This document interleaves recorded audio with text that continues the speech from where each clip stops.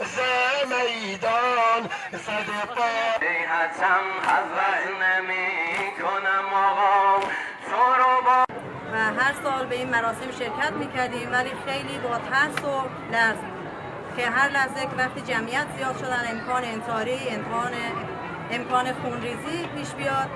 ولی امسال با اینکه شنیدیم طالبا امنیت کامل رو دارن خیلی خوشحال شدیم و اینجا جمع شدیم.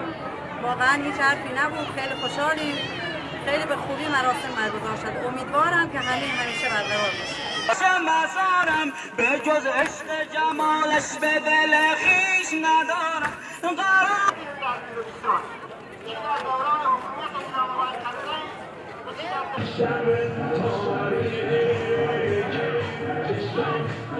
و همچنین روی برنامه ها داشتیم و برنامه داریم و الحمدلله از دیروز که تاشورا شروع شد و تا به امروز تمام حوزه ها و قماندانی را ما به جریان گذاشته بودیم و برای آنها ان شاء الله امر کرده بودیم که تمام اماکنی که در آنجا مراسم برادران ما گرفته میشن باید امنیت آنها گرفته شده باشه. الحمدلله طبق تمام برنامه کار پیش رفته. تمام جاده هایی که منتهی به مجلس باشن مسدود شده و برادران از هر عضو در اونجا حضور دارند. ان شاء الله اشخاص مقرض اشخاص نامناسب را به مراسم را نمیدهند.